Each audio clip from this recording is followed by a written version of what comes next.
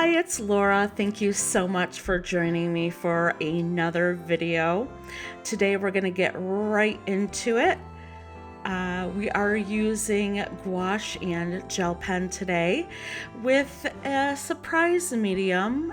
We're going to be adding in some acrylic ink by Amsterdam, and we're going to add a little bit of metallic in later on.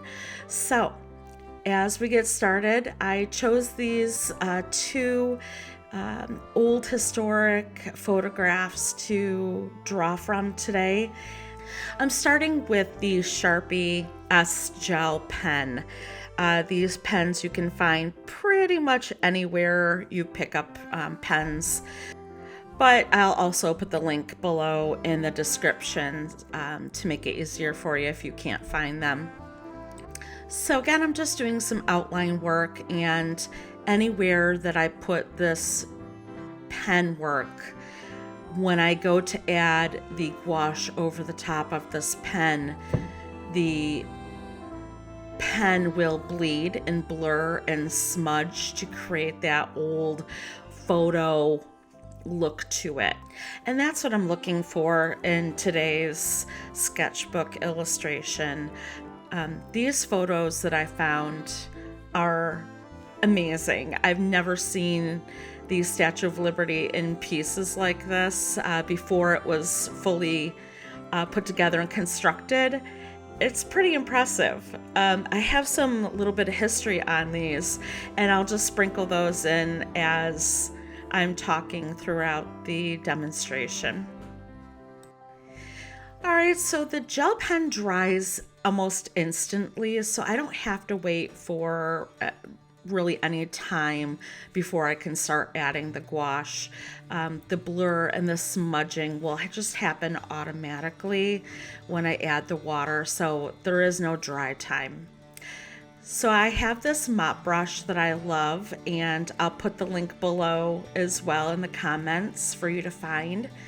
I'm using this mop brush so I can get some nice wide swaths. I don't know if I'm making up my own words or not, of brush strokes, and I'm going to be wetting every single pan of my gouache palette. I keep my gouache dry, and I just reactivate it every time. Some people ask me why I don't use a spray bottle, and that's because I want to make sure I have enough water in each well to make sure it's fully saturated to release not just the binder but the pigment as well. So yeah, that's why I do it the way I do. And I'll have a video on that, why my palette is the way it is, coming up. All right, so burnt sienna and yellow ochre, these are two colors that I think we all use a lot as artists. I know I use them pretty much for everything I do, every painting that I do. I'm adding these two colors onto the paper in those wide swaths. You can see that mop brush really holds a lot of water and a lot of pigment. And as I swipe over the sketchbook paper, the ink from the pen automatically is lifted from the pores of the paper and is picked up by the paintbrush. So you're able to have the ink from the pen as well as the gouache to move around. So I purposely chose not to completely cover this page in a consistent tonal value. I wanted the gouache to be broken up and very random. So the Statue of Liberty's head, I'm drawing for some reason on the left-hand side. I think initially when I started with the Statue of Liberty's torch on the right-hand side, I was gonna flip the page over and again start on the right-hand side. but then I wanted these two to kind of work together and be like one cohesive piece. So I saw that the gel pen and the gouache were not bleeding through, so I decided to go ahead and make use of the sketchbook paper on the left hand side and just pop her head over on the other side. It sounds so funny to say. So before I get too far ahead with her, going back to the Statue of Liberty's torch, the title of the photograph is called Colossal Hand and Torch, and in quotes, it's called Liberty. And the summary of the photo is the photograph shows the torch in the part of the arm in the Statue of Liberty on display at the 1876 Centennial Exhibition in Philadelphia. And it also says information booth at the base of the arm and two persons seen at railing below of flame in the torch. So I noticed that when I was drawing. And as I pan up a little further, I kind of sketched them in a little bit, but there's two people. They could have been the designers or architects or the guys ahead of the manufacturing of the torch. They're up there on that scaffolding a little bit on the railing on the torch. So I popped them in. They're hard to see, but they're there. Found these photographs on the Library of Congress website, and I will put the link below. They have a lot of photos that you're allowed to use for photographic reference, and I think that's a beautiful thing, especially for people like me who love to paint from these beautiful photographs. So I've got the information for the Lady of Liberty, some little tidbits on her. So the head of the Statue of Liberty was on display, and forgive me with my Western New York accent, I'm not French. And it was on display at Champ de Mars Exhibition Universelle in Paris in 1878. As an artist, I find these photographs from any time period in our history really interesting and very inspirational. I can always find something to relate to or something that catches my eye that is intriguing that I would really like to replicate. I would love to hear from you guys. Do you have photographs that you like to paint from? I would love to hear from you guys. So I'm just adding in some trees, just taking the tip of my pen and just dancing around the paper to create some of the leaf texture and adding in some of those little details in the remainder of this illustration.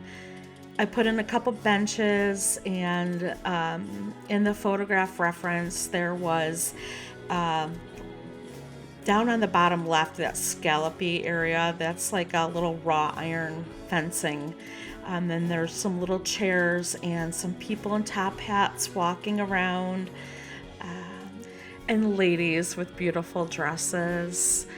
I think it'd be so wonderful to have walked around during this time to see the Statue of Liberty in person. This is something new. This is a new concept, and it's on display for the whole world to see. There's something magical about that, and something that we should celebrate. So I'm just adding in the final touches on the top of this one. I'm just adding in the name of the photograph and the year. So the style of the background washes that I did with the mop brush on the right hand side, I will again replicate that same technique on the left hand side.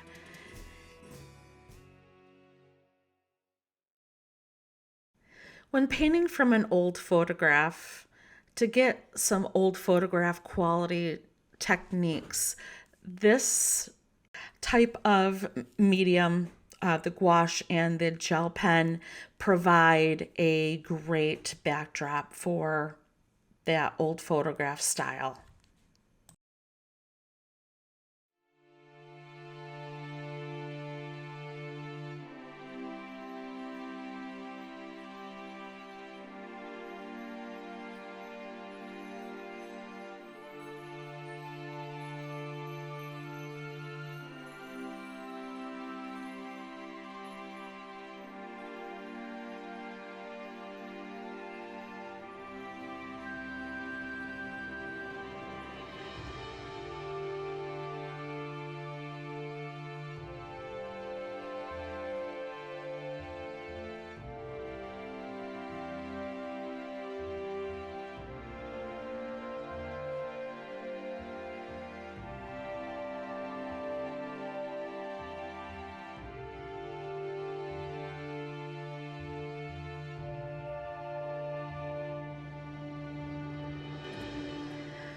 So here's what it looks like when I'm all finished.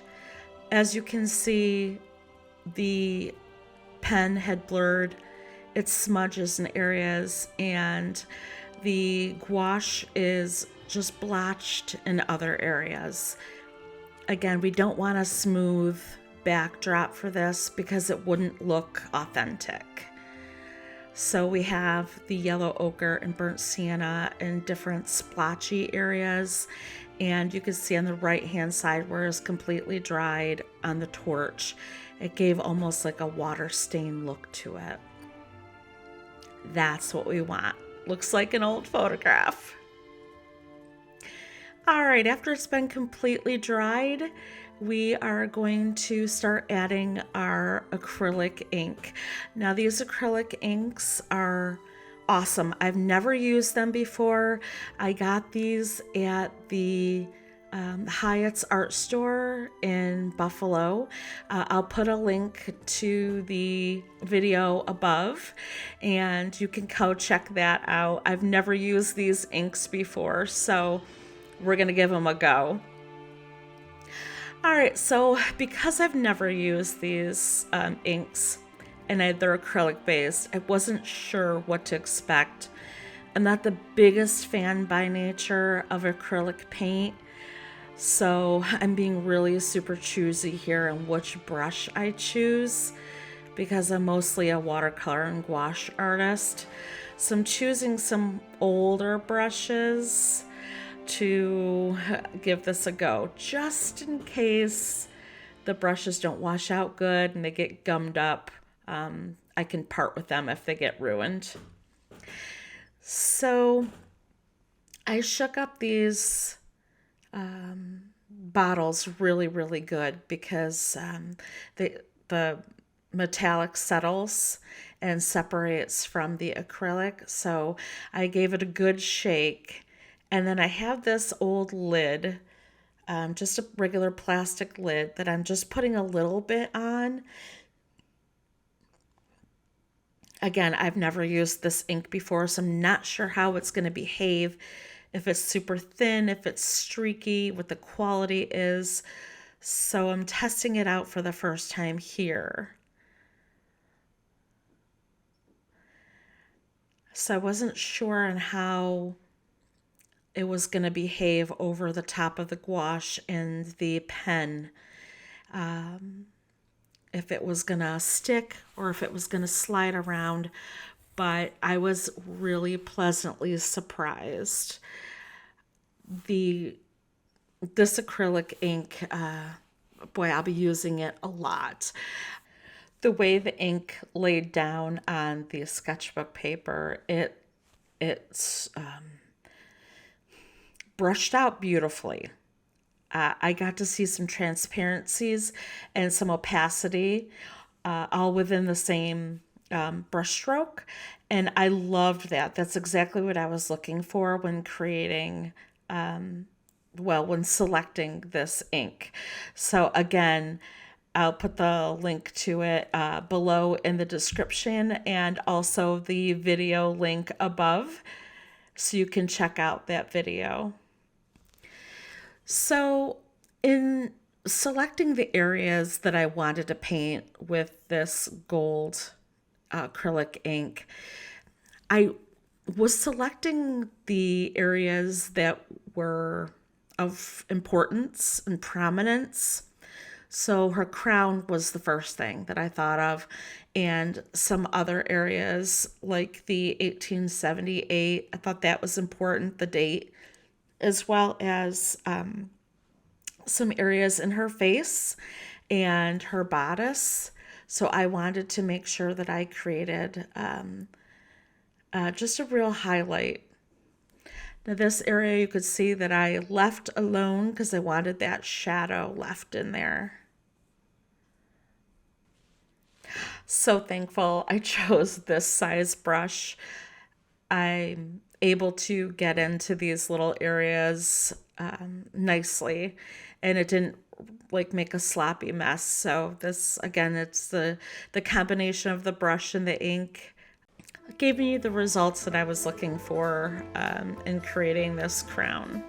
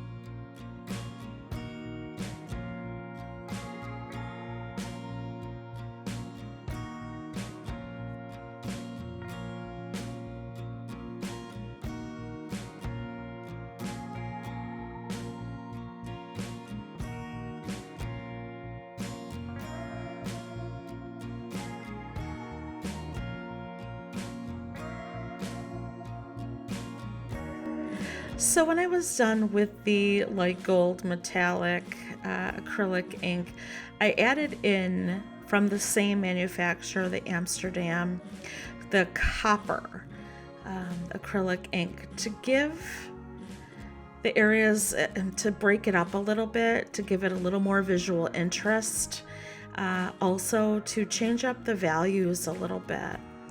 I was mostly putting this in the shadowing areas, and also because it's copper, right?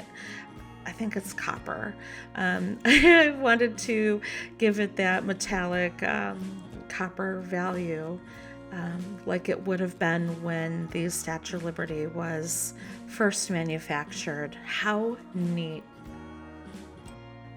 So when using this old photograph or these old photographs, yes, I want it to look like the photograph, but I also want it to make it look like a piece of art.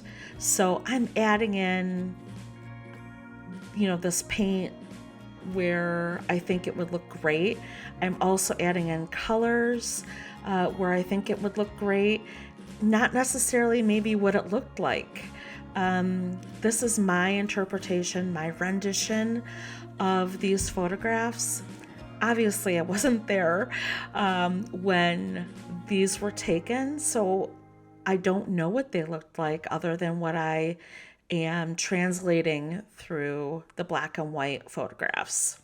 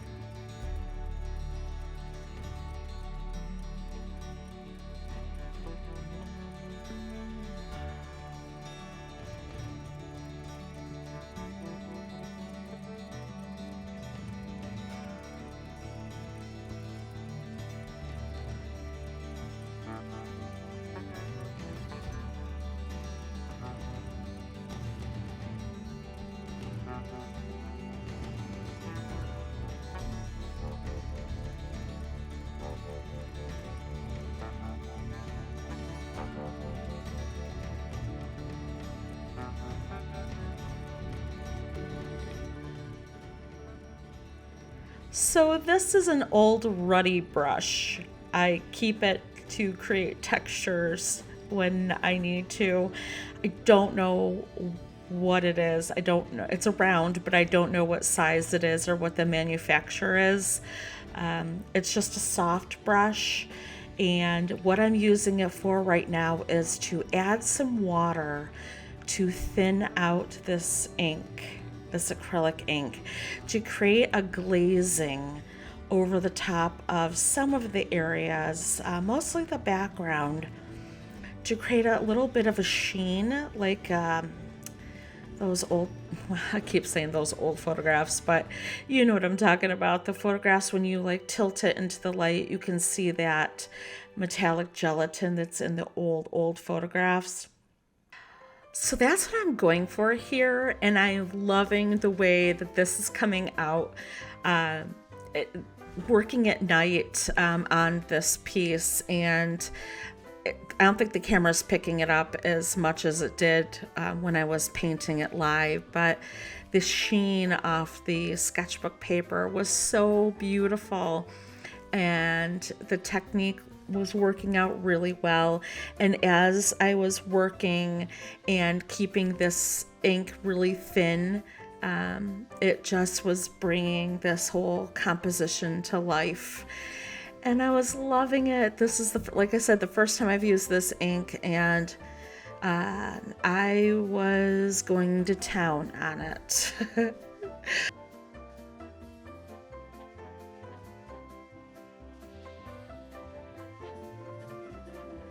So with the metallic all done, I had to force myself to put my brush down or the whole thing would have been covered. Yeah, and herein lies the problem. Hey, I just wanted to come on really quick. I'm in the kitchen baking today, and I'm sorry if you can hear the mixer going. I'm making butter. So last night I was painting while it was dark outside. I had several lights on in the studio, and because they're redoing it, I don't have the most adequate lighting.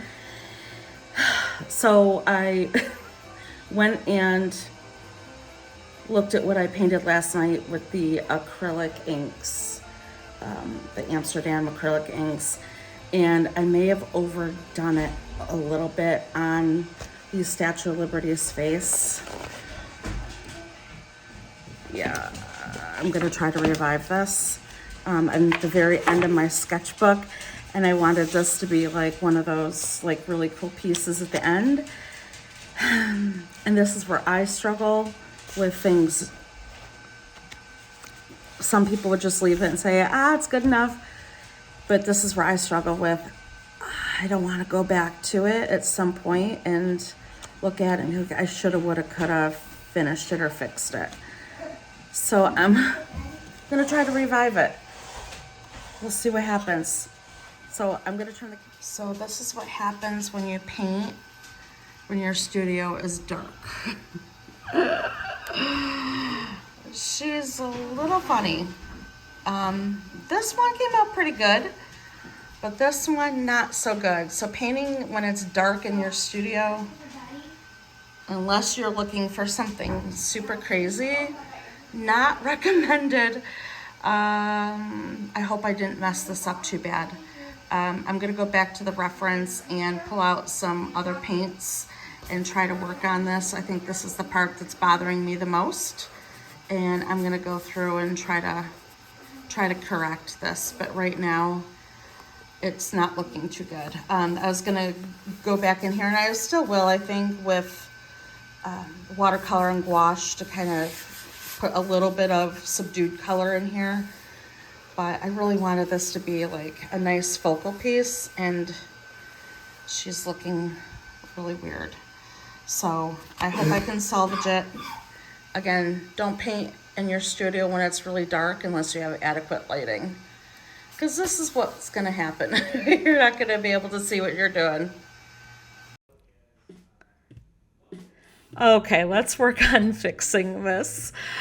Oh my gosh. Yeah, I run really bonkers on this, beyond bonkers.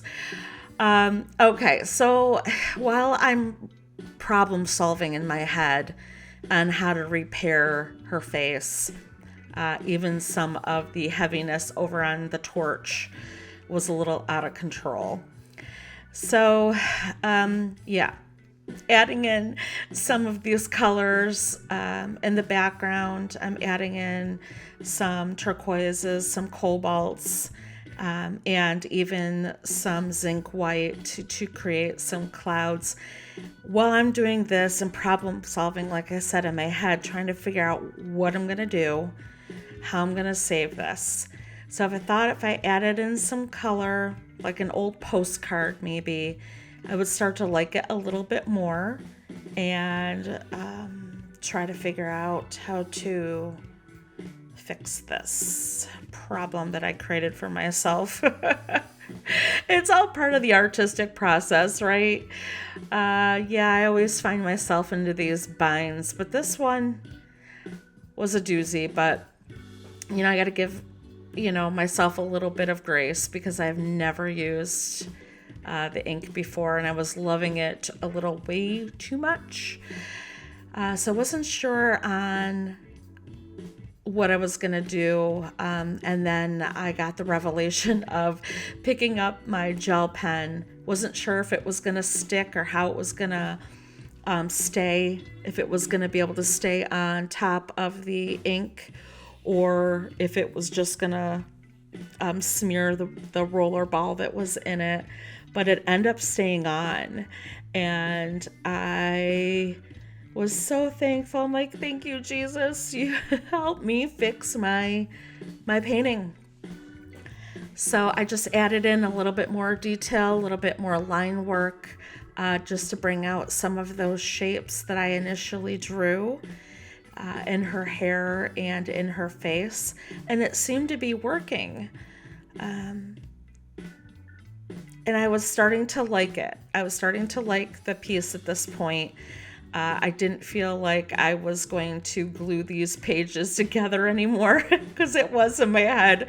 I'm going to glue these pages shut so nobody would ever see them. But yeah, so this is what it looked like when I started adding the pen back in.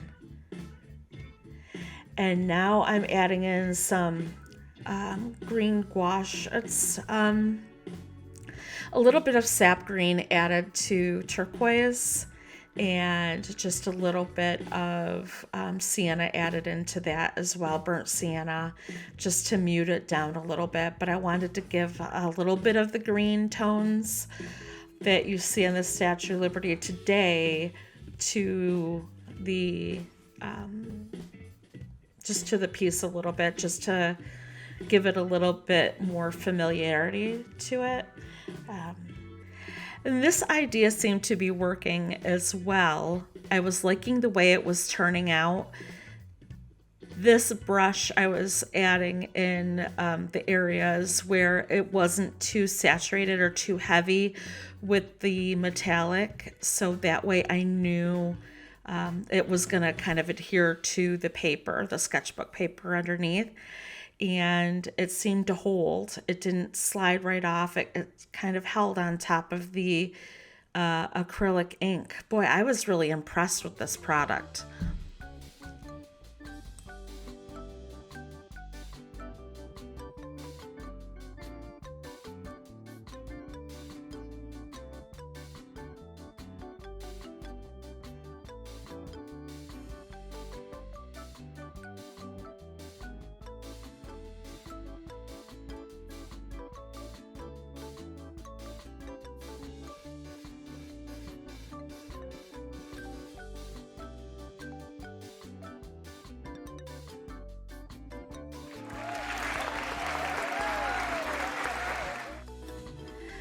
We are always problem solving as artists. It's one of these skills that I think the more we do, the more we get better at. And I think if you're gonna work on a piece, you want to be able to finish it right. That's the end goal, and not giving up and persevering through those problems will help you grow as an artist, and it will help you become more successful in that technique. It will also help you with learning your mediums. All this practice, whether things fail or they're successful, will build your visual vocabulary. So, meaning these little trials that you face as you're painting will build on top of each other, and the next time something like this happens, you're going to know how to tackle it, and it won't be as stressful for you. I think it's an accomplishment when we supersede a failure and turn it into something great. Not everything we paint or draw is going to turn out the way we initially have expected in our heads. This piece is a prime example of that. It certainly didn't, but it turned out better because I jumped over that hurdle. I hope you feel inspired to create something like this for yourself. Pick up an old photo that inspires you and have some fun with it. All right, that's the end of another video. I hope you enjoyed it, and thank you for sticking to the end. God bless you all, and we'll see you next time. Bye-bye.